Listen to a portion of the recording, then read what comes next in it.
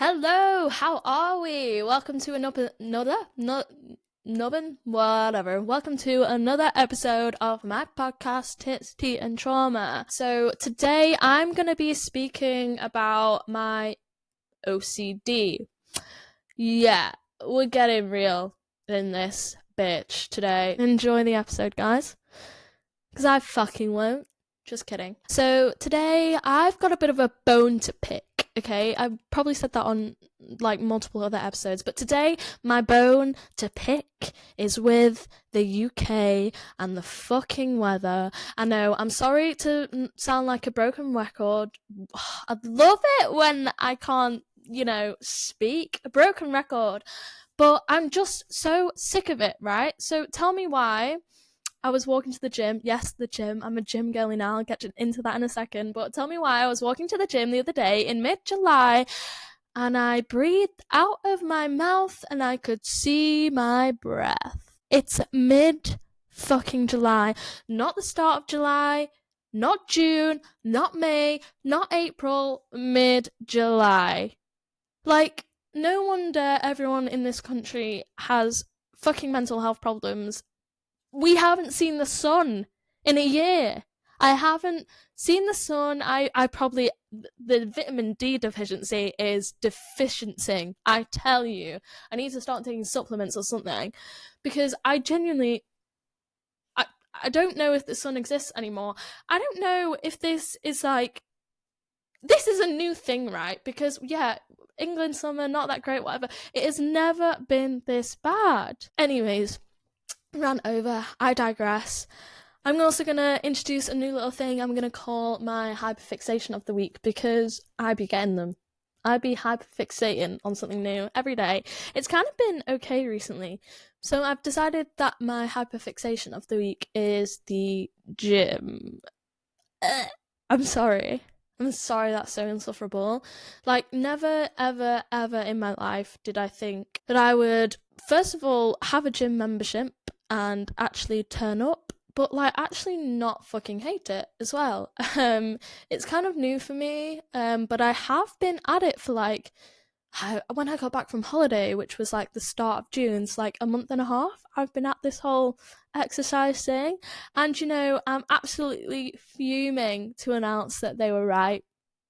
Everyone that said just get outside and go for a run, get outside and exercise, and you'll feel better was kind of right. Actually, they weren't right because I don't really feel any different mentally. I just don't feel like I just don't hate it. But bear in mind, I don't sweat at the gym, okay? I don't if my heart rate goes above a normal amount, I will have a panic attack. Like, I'm not even joking. It's a problem. This is why I didn't run. This is why I didn't go to the gym. I used to be a long distance runner, okay? Like, literally, I used to love a bit of cross country. I'd come like first in the girls. Okay, maybe came second once. Fuck you to that girl that came first. I was so upset. But anyway, I used to be a really good runner. I used to kind of compete, and then I hit puberty and I got anxiety and I got lazy and I just thought, no bitch is seeing me run. No way. Um, and then now I can't do it because whenever my heart rate increases, I panic because my body probably thinks I'm having a panic attack. Like, I'm not even joking. In the gym the other day, I was on one of those machines. What is it? A cross trainer where it I don't know, you're like, what? You know what I mean? And I thought I'll put a bit of Brad on, Charlie XCX, get that club music going and like, doo-doo-doo. So I did that and I got off and I went to go do like some of those muscle machine things and I sat down on the hip abductor and I felt dizzy and my hands were shaking of 10 minutes on the cross trainer, by the way. I think I did 5 minutes on the step machine and 10 minutes on the cross trainer and I was shaking like a shitting dog. I had to go because as soon as I started shaking and feeling dizzy, my brain was like, you're gonna have a heart attack. So that was annoying because I know I think this is the thing with anxiety, isn't it? And we'll get into this. This is the thing with fucking OCD and intrusive thoughts and that voice in your head. I literally sit there and have a conversation with, like, my brain will be going, Neve, you are having a heart attack, like, call 999, get out of the gym. And then my rational thing's going, you've just not eaten enough, like, have a fucking cereal bar, which I did. You'll be fine, just breathe and you can carry on. But no, then my rational brain's like, right, okay, girl, we've got to listen to it a little bit, just like, and then I just went and walked, and I was fine, evidently. But yeah, maybe we'll get there, but the whole cardio running thing isn't for me. I do want to get to the point where I can run long enough where I could, like, maybe outrun someone, because I'm quite worried, because if I get chased or something, I'm done. I'm a goner, because, like, halfway through I'll have to be like, look, love, will you just give me a minute? Just give me a second to breathe, catch my breath, because I'm going to have a panic attack. And trust me, you don't want to deal with me when I'm having a panic attack. Maybe that's the way to go, because I'd definitely scare them off. They'd be like, nah, like, this body ain't worth it. I don't know. Anyway, OCD. Let's talk about it, because there's a lot to fucking talk about.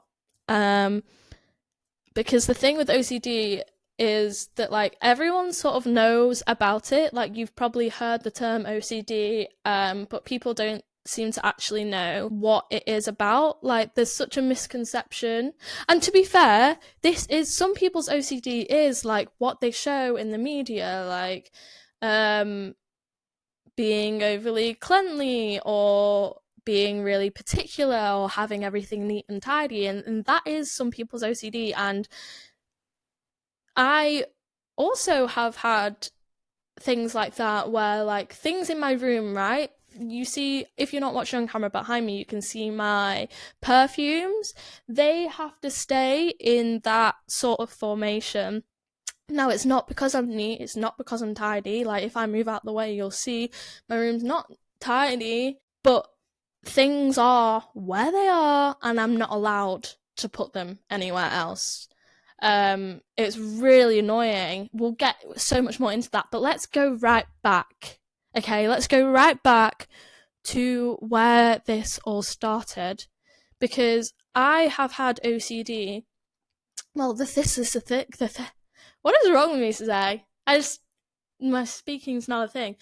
I have had OCD since I was a child, and as long as I can remember, and I thought that the trigger was my granddad suddenly dying when I was 9. I've said before that was like the catalyst of a lot of mental health problems, but it started becoming a huge problem for me. And wait, no, let me go back. I kind of thought that I had OCD properly since I was like 12, 13, because that was when it started to get bad. That's when I started to try and seek help. But I spoke to one of my mum's friends like a year or so ago, and spoke to her about my OCD, and she was like, I used to try and tell your parents that you had it when you were like 4, because you just did weird stuff. And I can't remember what she said, but I do kind of remember that stuff. Like, I would have to have, at the end of the night, I would have to have all my teddies around my bed in the same order. And I remember being, and it was like 5, 6, 4, whatever. I remember being so, like if they were in the wrong place, then they're gonna get angry at me, or something bad's gonna happen, you know. And my mum's friend was right. Like, how are you looking at that and thinking she'll grow out of it? Because that's what they thought. It was like, oh, whatever, she'll grow out of it. It's been 20 years, bitch. What the fuck? Before I carry on, I just want to say, if you have a child and they show signs of some sort of mental health condition, it's not going to harm them by getting them checked. If they don't have it, that's fine, but, like, you could have saved me a lot of hassle.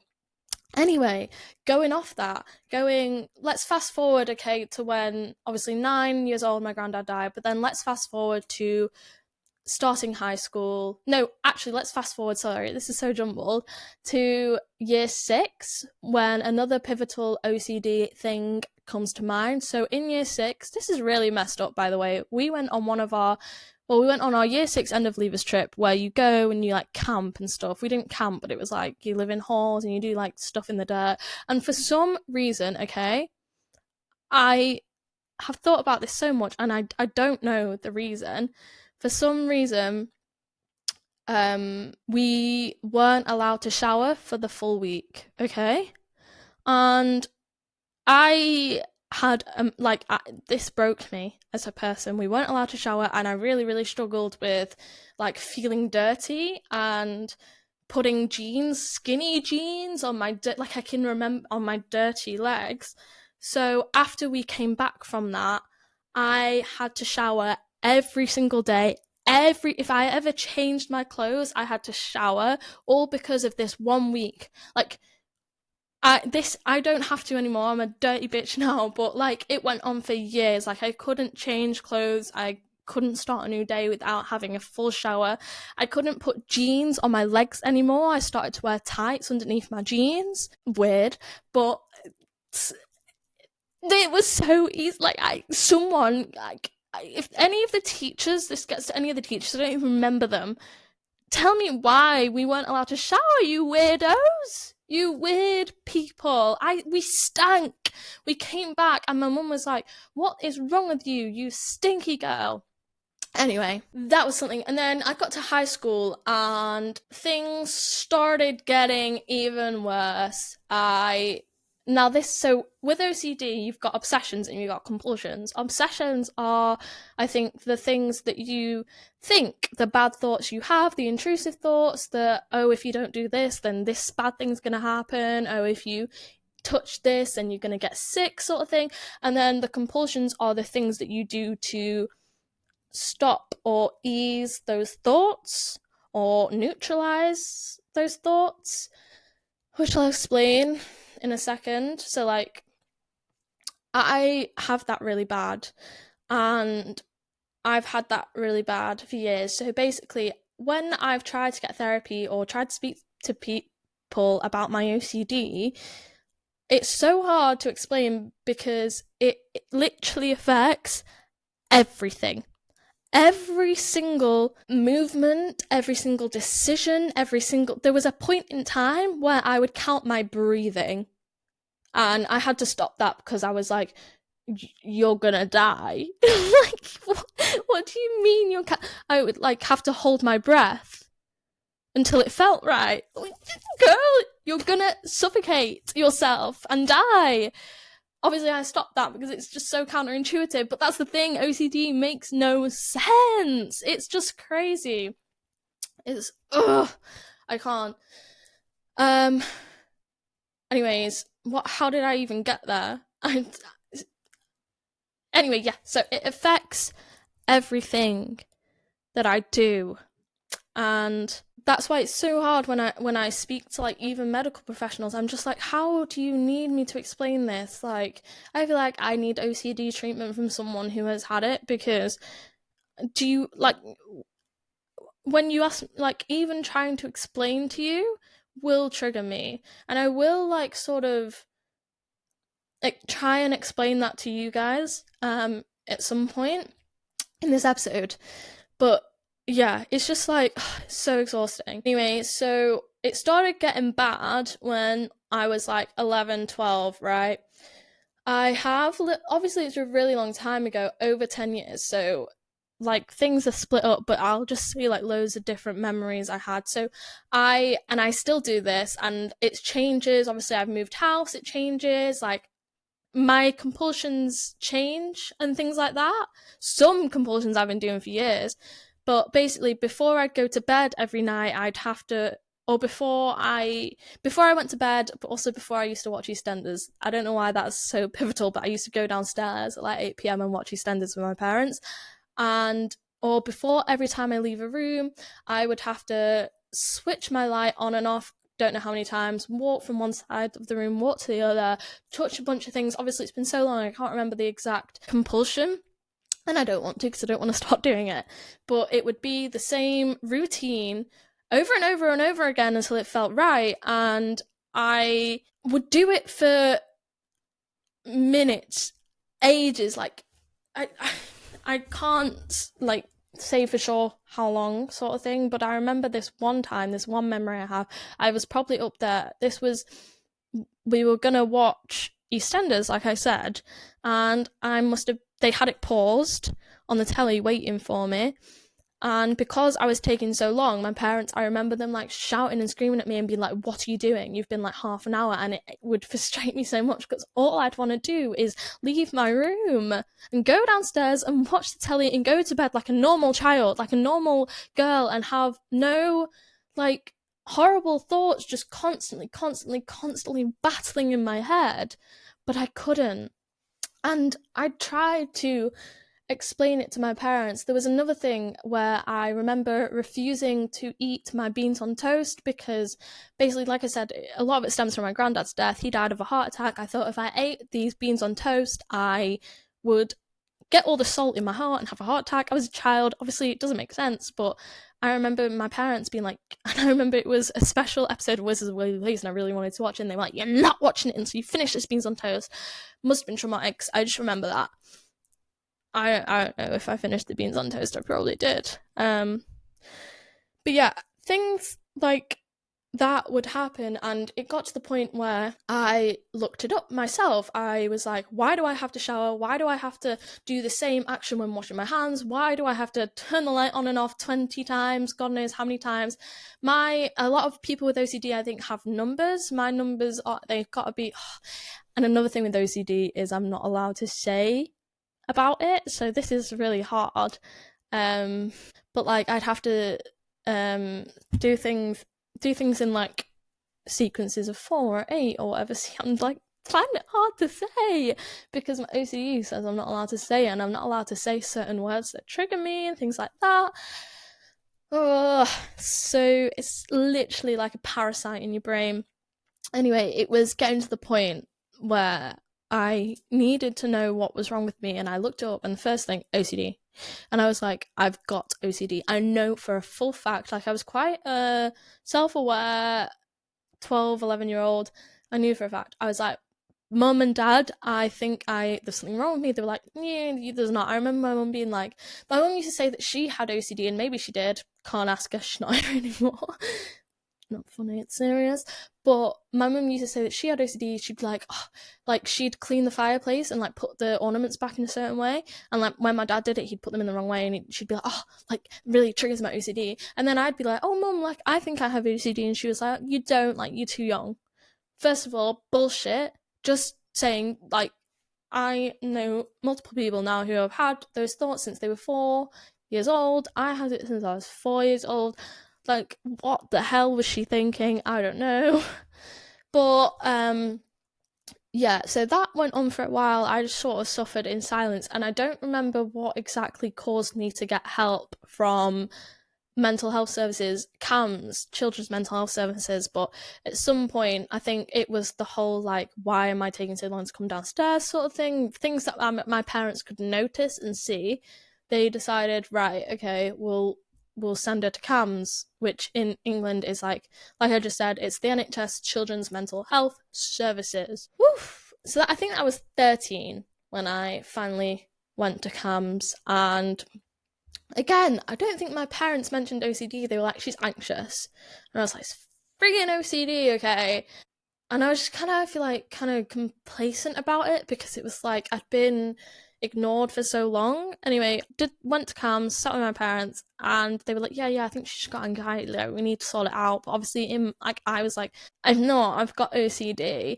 So then the CAMS thing was like, they were trying to treat my anxiety, which obviously I know OCD is like a form of anxiety disorder. I'm not saying that, but like I just feel like I remember at the time that wasn't on the radar, that wasn't what they were trying to solve, even though that was what was causing the whole issue with my behaviour. And I remember sitting with the counsellor or therapist or whatever, and like I did my sessions without my parents in the room, and I just remember feeling like I was like sort of, he was very like, he had like pictures of like kids that had drawn him stuff, and they were like younger than me, like 7, and I just felt like he was talking to me like a child. And you know, in my age now, I'd be like, oh, like I'd be a bit more forthright with that opinion and what help I need and what I'm looking for and stuff. But obviously at that age, and this being my first of many experiences with mental health services, I was just kind of like, whatever. And I just like, I explained to him I did open up and explain my stuff because I wanted help. And his response to me was, because basically I want to be an actor and I wanted to be an actor that young. His response to me was, you should try and act confident and then you will be confident. Because he said that he used to he tells one of the kids he works with to pretend to be a superhero in school, and then it's working for him. And I'm like, yeah, Toby the superhero is fucking 7. Like, call me crazy, but I don't think pretending to not have anxiety is going to solve this deep-rooted anxiety that I have, sir. So I went back and I was just like, yeah, like, better now. Thanks so much. You really did a number on me there. I am perfect. Needless to say, my OCD did not improve. And that was my first and last experience with children's mental health services in the UK. I feel like anyone, at least back then, anyone who experienced CAMS had something negative to say about it.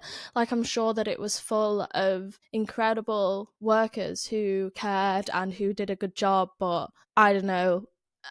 I personally waste of my time, and yeah, I will admit I may look a little bit different. The angles may be a little bit different. I have paused the podcast and took a little break, and by a little break I went to the cinema and watched the new Maxine film, the new installment in the A24 like franchise X and stuff.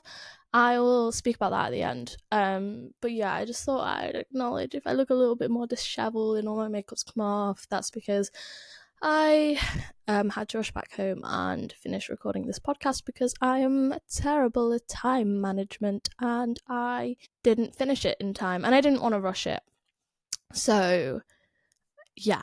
Anyways, I've just spoke a little bit about, I guess, my backstory with OCD, the lore of my OCD, if you will. But now I want to talk about what it's like for me now, because when I tell you my OCD affects every single ounce of my life, every single part of my brain, every thought, every decision, everything I touch, everything I eat, everything I drink, everything I say, I mean it.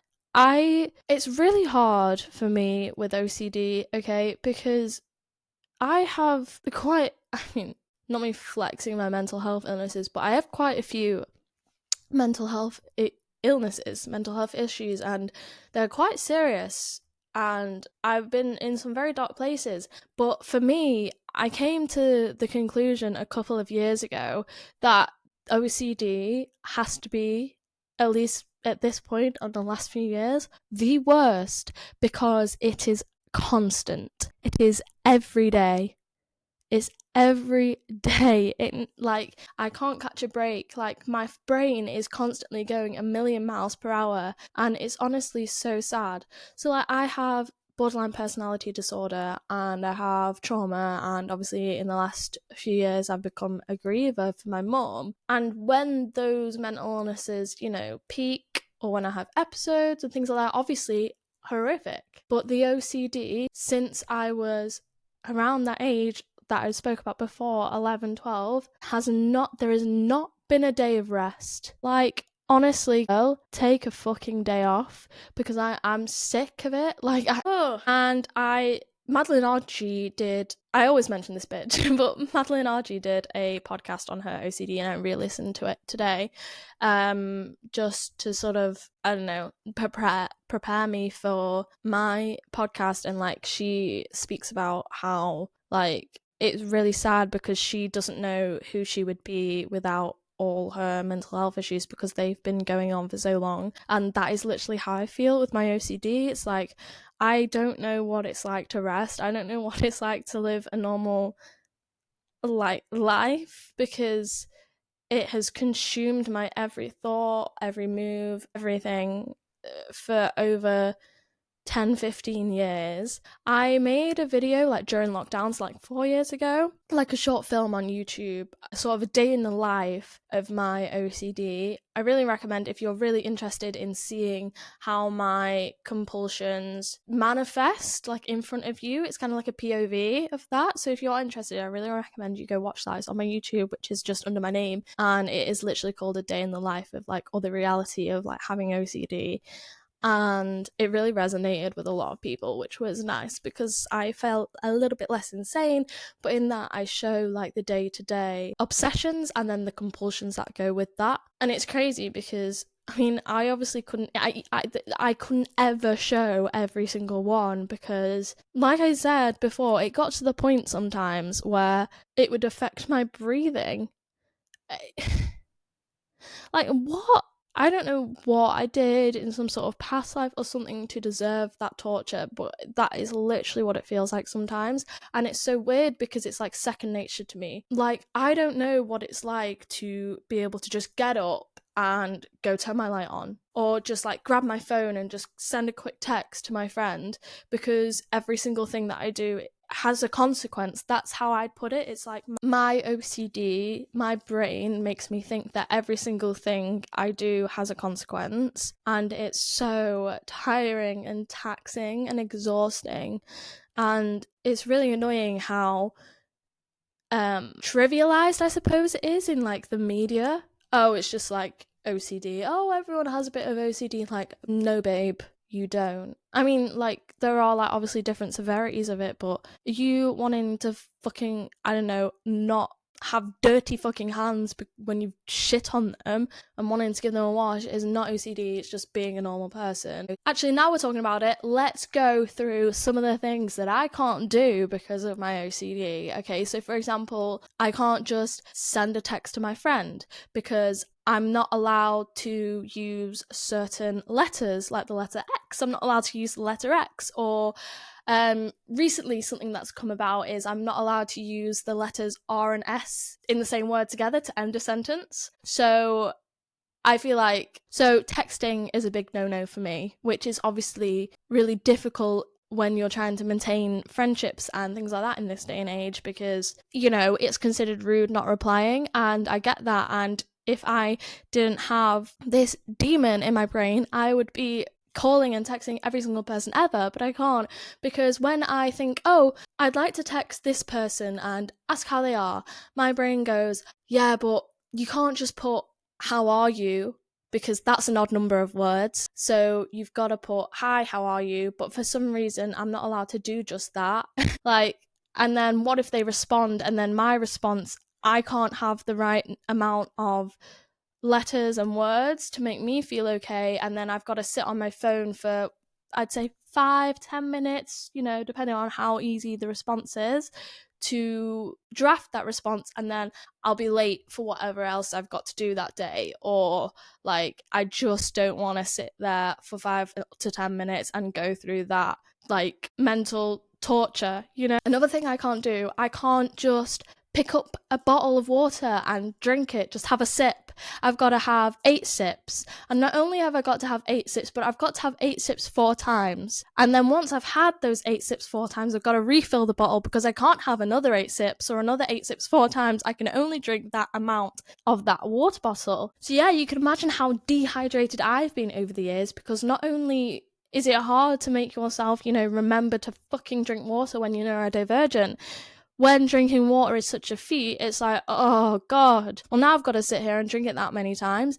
I've got better at it because, you know, I realised that I'm literally gonna shrivel up, and like my body is no longer going to be 70% water because I'm not consuming anything. But it is, again, like such a task. And now we're on the topic of drinking, we may as well go to eating. I can't just eat food like a normal person. I can't just make my tea, have a plate of food, and have, say I've got like some sausages, mash, some peas on my plate. I can't just, oh, I'm just gonna have a bit of that mash, oh, a bit of that gravy, yeah, just gonna have that, oh, I fancy a pea. No, I've got to have pea sausage mash, you guessed it, 8 rounds of that before I can only eat the mash, right? So then I've got to spoon that mash 8 times, and then I have to move on to the peas or the sausage, whichever one I fancy. Actually, I get a bit of leeway there, and then I can move on to the next thing. But then I've got to go back to the mash. I can't go mash 8 times, peas 8 times, sausage 8 times, peas 8 times, you know? Do you understand how jarring? That's such a rubbish word to describe it, but do you understand how taxing and difficult that is? Okay, it's hard. I can't tie my hair up because every time I've got to tie my hair up, I've got to scoop my hair, you guessed it, a certain number of times, and then put the bobble in.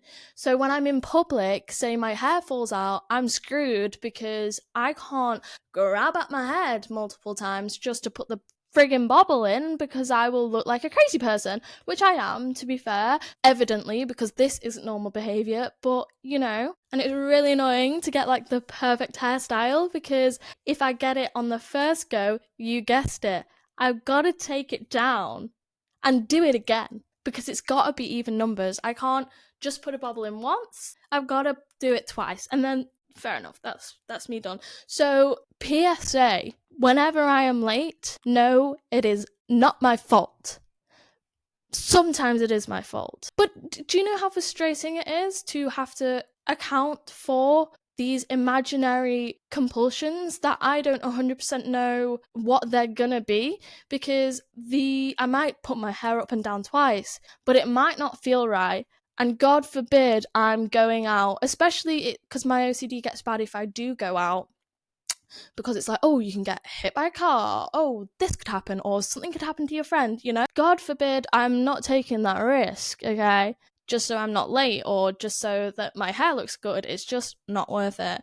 Because there's been times in my life where I have foregone the risk, shall we say, and it's not ended well. And obviously those times are such coincidences, because there's a number of times where I have done the thing and then the thing still happened, and it's like, oh, well, maybe you don't actually control everything, girl. Maybe it's all in your head, but I've tried to tell myself that and it doesn't fucking work. So I've just staying through it. I can't tell people I love them. In fact, I went most of my teenage years never saying that to my parents, because if I did, something bad would happen to them. And lo and behold, my mum died. So now I feel like, you know, I force myself to say it because I never got to say it to her.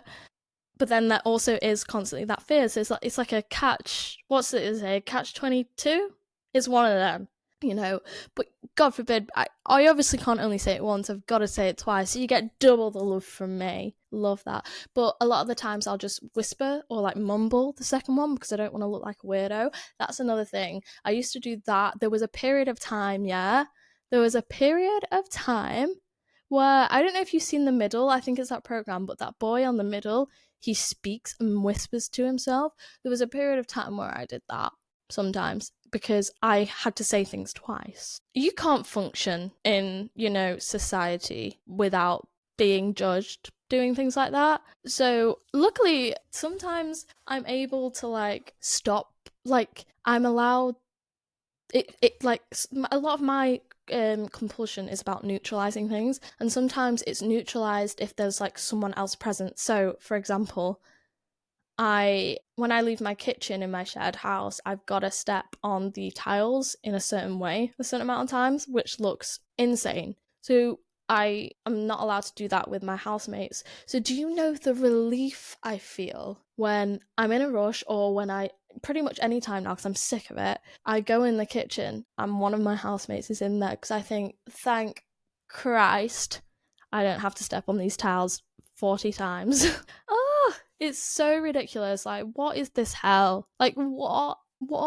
I can't just wipe my arse or, me front bits to the point where I don't need no more toilet paper anymore, because I've got to use a certain amount of toilet paper.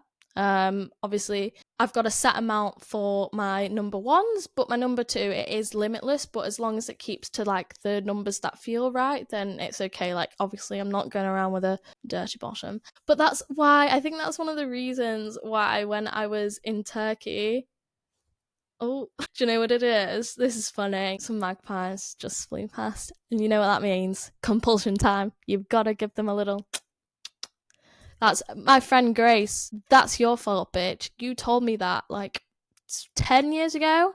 This is your fault, girl. But yeah, when I was in Turkey, we had bidets. So they clean your bum basically for you, and then you just like wipe the rest with like a small amount of tissue paper. Do you know how much time that saved me?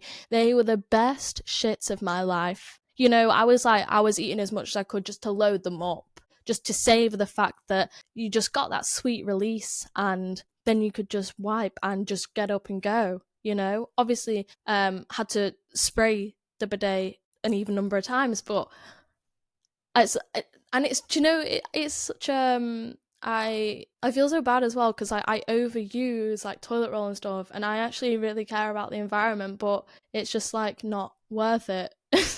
Like my own obsessions just overpower absolutely everything. I can't just hang my washing on my clothes horse or washing line or whatever, because I've got to tap each item of clothing a certain amount of times on the clothes horse. I also can't just watch one episode of YouTube. I've got to watch 16, and I can't watch more than that as well. If I do want to watch more than that, I've got to restart the TV altogether. Speaking of TVs, I can't just turn the TV on and then go on what I want to watch. I've got to turn the TV on, reconnect my Wi-Fi twice, even though it is already connected. In fact, I don't even use my Wi-Fi because the password is too long for me to do that, and I just use my 3G because it's not worth the hassle of doing that every time. But yeah, so I've got to reconnect the Wi-Fi, then open a certain app twice, open another certain app twice, go back to the first app, go back to the second app, and then I can go on whatever app. Say I wanted to watch ITV or Channel 4, then I can go to that. But not before I've gone on them first two ones. I'm going to struggle tonight because I'm recording just before Love Island, and I'm probably not going to get it on the telly in time because I'm going to be doing my stupid fucking compulsions. So yeah, you should be grateful. I can't just go on my phone and check Instagram or go on my phone and search something, because you guessed it, I've got to open my apps multiple times. It all starts with Snapchat. I can't go on anything on my phone until I've opened Snapchat 8 times. Do you know how humiliating that is as a 24-year-old girl? 24, and I've got to go on Snapchat. You know how many opportunities that is for someone to see me on Snapchat? But it also means that that's the app that I reply on the most, because I'm also not allowed to leave messages unopened on there, so I can't ignore anyone. And when you open it on Snapchat, it tells you. So yeah, that's great. I mean, at least it helps me reply fast, and I'm not a bad friend. But yeah, I've got to open that on Snapchat multiple times before I can go on, say, Twitter or Instagram or TikTok. In fact, I even had to get rid of TikTok for a bit because I wasn't allowed to just watch a couple of TikToks. I had to scroll through multiple. So when I'm posting on TikTok right now, know that it is so much effort for me. And even TikTok was one of my things that I wasn't allowed. Oh yeah, I'm not allowed TikTok. Obviously, I have it again now because I started this podcast and I need to promote the podcast. That's how much this means to me. But there was a period of time where I wasn't allowed on TikTok, and there's a couple of apps that I have that I'm just not allowed on. And I had to override that obsession for TikTok after a certain amount of time. Sometimes if I leave things for a certain amount of time, then I'm allowed to like redo it again. But there's still apps on my phone now. I'm not allowed to delete them, but I'm not allowed to open them. So they're just sat there. My phone is a mess. I'm not allowed to delete anything. I'm not allowed to put anything. I'm not allowed to put any apps into little folders for no reason, because it would look so much. This is why OCD isn't about neatness, because it would look so much neater if I could put my money apps into a little app and my social media into a little app. No, I'm not allowed. It's just all just everywhere. It's a mess. I'm not allowed to just search something on Safari. I've got to search that thing 4 times and then search something else so that it's like an even number of search things. Sometimes I've got to search like 8 things, so I will just be searching random letters and shit just to like even out the searches, which is really frustrating when I just want to know something, or when I'm around people and they go like, I've got to go to other people, oh, will you look this up? Like, act like I don't have my phone, because otherwise they'll go, can't you just look it up? And then I've got to stand there and open up, first of all, I've got to stand there, open up Snapchat 8 odd times before I can even go on the Safari to search the question or the thing multiple times. So I've just got to be like, oh, my phone's not working. Like, there was a period of time when, because my texts were so, this is really sad, my texts were so bad because I wasn't allowed to use certain letters, I wasn't allowed to use certain words and things like that. And I'd have to, and I still do this now, some things, say I just want to use one word or something or whatever, I've got to send it again so that it like evens it out. So like there was a period of time where I was like double sending messages, and my friends would obviously, or people would obviously be like, what is, like, why have you just sent that twice? And I'd just be like, oh, my phone's broke. And then I got a new phone and it's like, fuck, I can't use this anymore. What do I do now? Like, that's so tragic. It's actually tragic, girl. Like, oh my gosh. But yeah, there's a crazy insight into my brain. I feel like something I've not touched on. So that's all the compulsions, and I feel like I've not touched on the sort of obsessions. So the reason that I have to do those things, like it basically is like a threat in your head. So OCD, I feel like, attacks the things that are most important to you.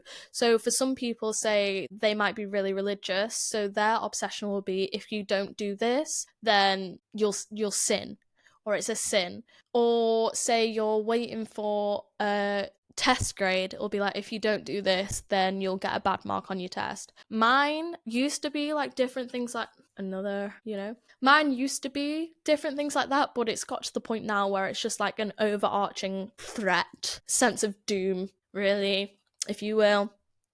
So like, it's just like, I don't even give myself, because I'm so sick of it now, I don't even give myself time to like question it. It'll be like, right, I know, like, it's like second nature. I know I've got to tap this fucking wall a bunch of times, whatever, just in case whatever happens. Like, I don't like have the time or let myself anymore like finish the thought. It's just like, if you don't do that, then, and I'm like, I don't even want to know. I don't want to know what you're gonna threaten me with here, brain. I really don't. So just keep it to yourself. And I think like in the back of my head, it'll be like, oh, like, this person won't like you, or like this, say if I've had a fallout, I'll be like, oh, they'll never speak to you again. But I'm just like, shh, I'm doing the thing. Just let me do the thing and leave me alone. I don't want to think about it, okay? Please. I'm so advanced in my OCD. Look at me. I literally feel like if there was like, I don't know, karate belts, I would be like black belt in OCD, because it's just so far advanced now. I don't think I'll ever get rid of it, which is, makes me feel ill, actually scares me. But yeah, that's the sort of obsession side, and that can change for different people. And there's so many different types of OCD as well. And I feel like I've said, like, a lot of people don't realize they've had it. Like, I had a friend message me literally yesterday and be like, oh my gosh, guess what? Like, because obviously I've been really open about my OCD for the last few years, and I had to be open with my friends because I was doing weird stuff and they would like question me on it. But I had a friend message me like, oh, like, I was speaking to my mum about some thoughts that I was having, some weird intrusive thoughts, and then she was like, that sounds like OCD. And anyway, it turns out that she has had OCD again since she was like 4 and just didn't realize. She just thought that she had like a bad brain. That's the thing with OCD, it comes with so much shame, especially if you have like, because a lot of people have like OCD for like I said, OCD attacks the thing that you're most worried about. So if you have OCD that you think you're gonna hurt someone, you don't want to voice that, because then you're scared that people will think, oh, like, you actually want to hurt someone, when like you don't. And it's something really hard to accept. There's some things now that I still won't even admit and haven't ever admitted to my brain like making me think, and it's horrible. But like I don't even know if I'd admit it to like a therapist, because it's like so messed up. Like I say, I just push the thoughts back. It's so exhausting. Like, it's crazy. I feel like all in all, I've talked like an hour on this podcast, which is a bit mad, and I could talk on and on and on about it. And yes, before anyone asks, I'm on medication. I'm on antidepressants, which is meant to sort of help with OCD. Doesn't at all. It can for some people. That's just my experience. It doesn't help me. Maybe if I had a higher dose, maybe. But it just doesn't. I think maybe it does help a little bit. Like, I don't even want to know if my OCD would be worse if I was on it. Like, I actually don't think that I would function. And I've tried therapy just before my mum passed away. Finally, like I said, I have been trying and seeking help for my OCD since I was about 12. I finally got a therapist for it when I was 20. And the thing with OCD therapy is that it's about like ignoring the obsessions, basically not doing the compulsions. But it didn't really work for me, because basically he would ask me to make up, so like he'd ask me to say, right, next week I want you to come. Basically he'd go like, right, give me something that you don't want to happen. And I was like, what? He was like, give me something that you don't want to happen, like your friend, something minor, like your friend breaking their thumb. And I was like, okay, I don't want my friend Brandon to break their thumb. And then he was like, okay, so next week I want you to, every time you have that thought, I want you to not do any compulsions. And then next week we'll come back and like we'll see if Brandon's broke their thumb or not. And I was like, that doesn't work for me, because I've just pulled that compulsion out my arse. Like I don't think that Brandon's gonna break their thumb. It's not something that I really care about. And my thoughts, it only works for thoughts that are like inherent, that are unwanted for me. So again, I felt like I had like advanced OCD, because like it just didn't affect me at all. And then obviously I came back next week and I was like, yeah, Brandon's thumb's fine. They were like, see? And I was like, yeah, babe, I still did every other compulsion for every other obsession. I can't stop. Anyway, I was going to that for a few weeks, and I was like trying to sort of do it, because obviously like you can probably tell, I don't want to suffer like this. Okay, I don't want to. I'm never ever the type of person who rejects therapy. I know it sounds like it, but it is just like so powerful in me, this. Anyway, so I was like sort of trying, and I avoided stuff about like parents, my mum, not that at that time there was any sign that she would pass away, but I would avoid things like that. And then at that particular time I didn't, and then my mum did pass away. So then I emailed the OCD person and I was like, yeah, I'm not coming back, because how can you even write that? I spent my whole teenhood trying, like, not telling my parents I loved them, trying to avoid everything I could to make sure they were safe, and then that goes and happens. Like, you actually couldn't write it? Like, are you kidding? It's not even funny. But yeah, I don't want that to put anyone else off, though, because this is why it's so annoying with my mum. It's just a crazy coincidence. Why would you do that? Like, for reference, my mum took her own life. Like, why would you do that when I was trying so hard to get better? But anyway, that's a whole other video? That's a whole other podcast. But yeah, I don't want to put people off. Like, you can, like, I have a friend, Brandon, actually.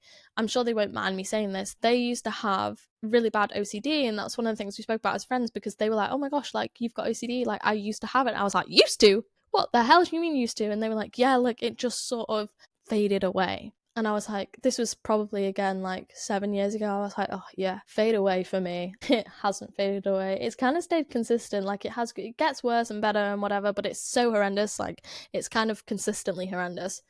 And I'm sure I'd love to read other people's experiences where therapy has helped them, but also it's just like, stop rubbing it in, love. But yeah, I'm sure you can go look that up, but I can't look it up, because if I have to look it up, I've got to look it up 8 times.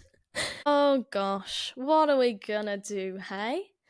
I feel like I said, there's so much that I could speak about, but I'm gonna start rounding this up.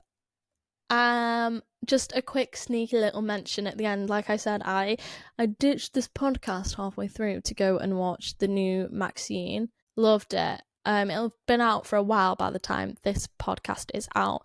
But if you've never seen X or Pearl or Maxine, the Mia Goth an A24 franchise, and you're into like slasher horror and like 70s slasher horror lore and stuff like that, watch it. It's like my favorite franchise, and it's a serious movie, right? And I don't like to hate on women and women actors. I don't at all. But Lily Collins is in it, and I love Lily Collins. Lily Collins. I love Lily Collins. How many times? Oh my god, I feel like I've just said her name 3 times. She's gonna come and like, oh, that's another thing. Those, do you know what used to get me with my OCD? One, those little, if you know what I just referred to, where you say someone's name 3 times, then they come and get you, like those things. But those, and they still do, they're horrible, those Facebook posts where it's like, if you don't share this, then your mum will die. Well, guess what? I shared it and my mum died. So don't believe them. But if you see them, please don't share them, especially if you don't have OCD. Obviously, if you do when you feel like you have to, fine. Like, I obviously understand that, but if you see those and you don't need to share them and you don't have a compulsion, don't, because they will mess with people who have OCD really bad. They're horrible. Anyway, Lily Collins, love her. She's in one of my favourite films, Love Rosie. Again, if you've not seen that, are you even British? Do you even have taste? No. Anyway, she's in this film and she's a posh girl, right? She's a posh English girl. She's from down London south somewhere. Her accent posh and that. Why did I just go bare? Like, why am I trying to like prove that I'm like not a southerner? Anyway, so I went there with my friend and we're both from up north and she's literally living in Yorkshire. And Lily Collins' screen time in this movie is like probably like 3 to 5 minutes overall. Like she's really just like a cameo. Which is like fine. Like like I said, this is not really a criticism. Like I really like her. Her accent. So like in the first scene that she was in, I was like, oh okay, like just I didn't like she was just I thought doing her normal accent. In the second scene, which I think she's only in 2 scenes, she has like a monologue. And like I'm not even joking, like a quarter to the way through this monologue, she starts talking northern like this. She's talking to Mia Goth, yeah. And then she just starts go to Hollywood, love. And I'm like, I literally, the second we heard the drop in the O sound, me and my friend turned to each other and we just started pissing ourselves. And this monologue was like a good minute long and I could not stop laughing. And I hate being that person in the cinema. Obviously, I don't know how no one else clocked it. Maybe they did and they were just like keeping their cool. But I was silent laughing, like, but it was like I could not contain. Like she goes, I'm just a girl from North Yorkshire.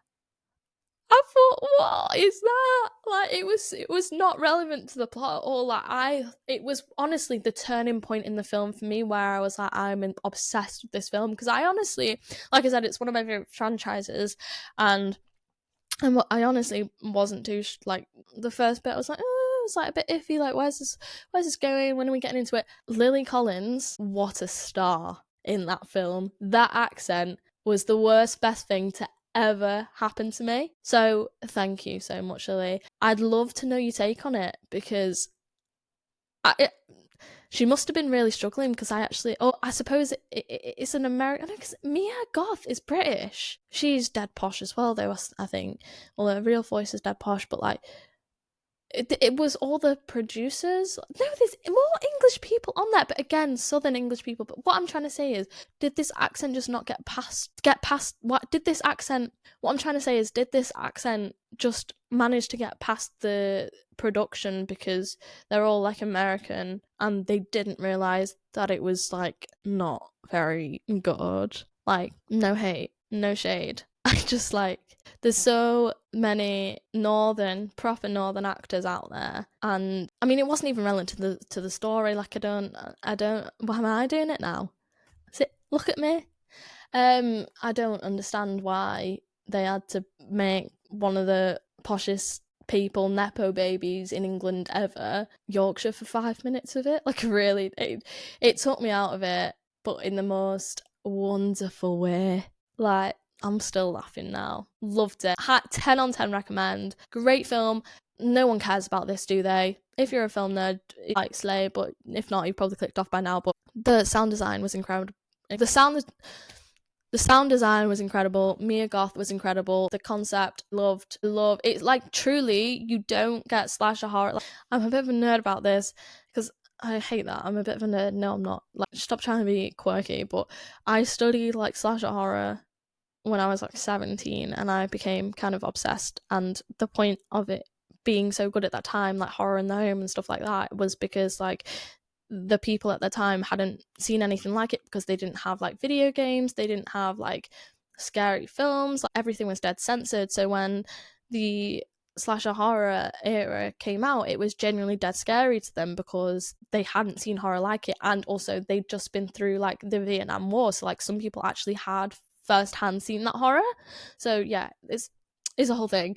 So it's really hard, I feel like, to do a good slasher nowadays and for it to actually hit, like, because we're so used to the gore of it all and they're just like kind of cringe. But this is the one franchise, I think, like, obviously stuff like Scream and stuff works, but it's tongue-in-cheek. This is like actually good slasher horror, in my opinion. In my humble opinion. I'm not a film critic, you know? Anyways, I've rambled on for way too long now, and it's 9 o'clock. Love Island started. So thank you so much for listening. If you're struggling with OCD, my thoughts are with you. I hope that you felt a little bit less alone hearing this. But yeah, thank you so much for listening to me ramble, and yeah, see you next week. Bye.